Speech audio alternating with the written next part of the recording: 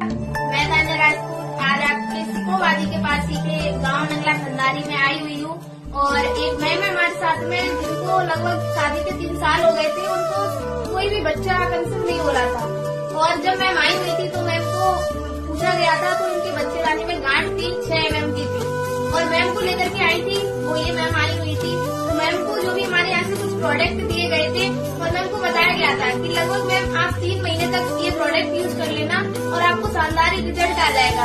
और मैं आज आपको बताना चाहूंगी बहुत ही जबरदस्त रिजल्ट आया हुआ है और मात्र हमने 1.5 महीने हमारा प्रोडक्ट यूज किया हुआ है। आप देख सकते हैं ये डिवोडॉग रखा हुआ है, ग्लोरोडॉग रखा हुआ है, डायनोडॉग और ये प्रोडक्ट आपके सामने रखे हुए हैं और आप लोग देख सकते हैं। और बाकी तो मैं मैम से ही जानना चाहूंगी मैम आज आपको कैसा लग रहा है तो थोड़ा अपने बारे में बताएं। आप बताइए मैम।